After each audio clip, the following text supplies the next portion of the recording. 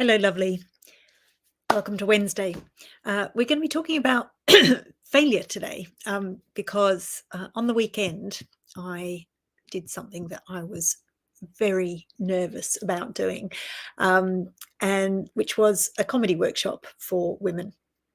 And I did it because, well, it'd be nice to have a bit more humour in the work that I do, because really humour is just such an excellent way for us to put people at ease and to learn things and remember things and just to make life more joyful, really. But also because I knew it would be really scary.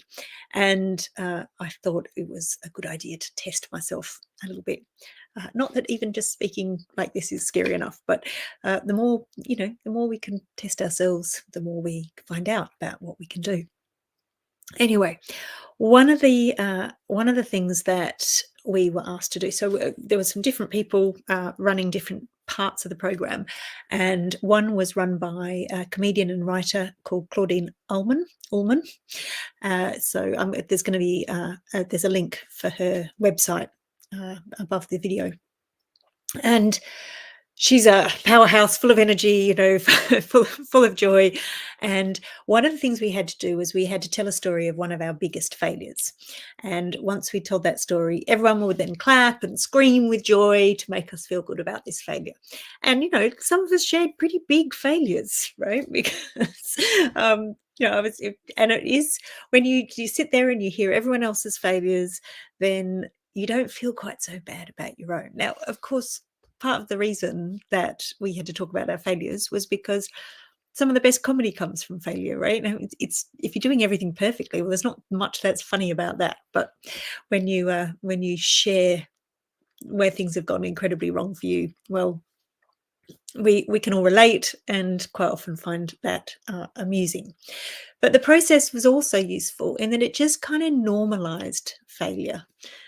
Because I think how many of us just think that everyone else is doing everything right, not helped by social media, obviously. And it's quite, you find yourself comparing your failure to their failure and say, oh, okay, mine's not so bad as that. I didn't do anything quite that bad. And how useful that is. And one of the tasks that Claudine has set us is that we should write a failure CV. So, of course, our normal CVs are all about all the things we've done well. And she suggests that we write one that lists our failures in various roles, various times. And I really love this idea. And in fact, there is a template which on Claudine's website, if you go to her homepage and then go down a little bit, it says start here, and there's a red button that says resources, free resources. And if you click on that, there's a Canva template you can use for your own failure CV.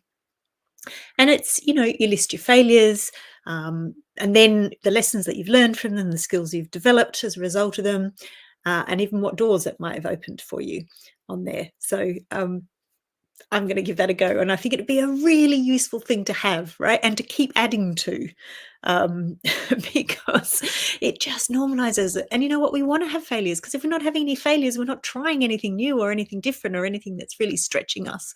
So I think that's a great idea. And it did get me thinking, like, what if that happened at work? What if at work you did a workshop and everyone had to write their failure CV? And of course, and then at least the bosses had to share theirs, right? Wouldn't that change the dynamic a little bit at work? I think that'd be kind of really cool to have that sort of openness. And especially if you keep saying that you're an organization that celebrates failure, because people say this all the time, right? But do they really? If you're really celebrating failure, then get everybody writing a failure CV, and especially the boss. Maybe you don't have to all share it, but the boss should certainly share it.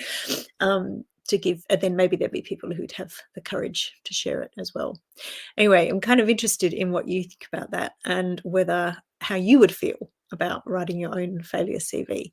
I'm going away on the weekend. Maybe that's a good time to do it, just to, when I've got time to let it percolate a little bit.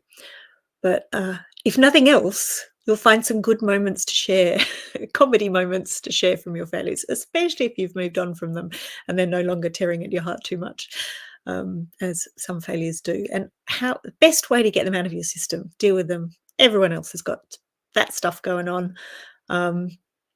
and then you get on with having some successes in between your failures. All right. I wish you many failures and many successes today.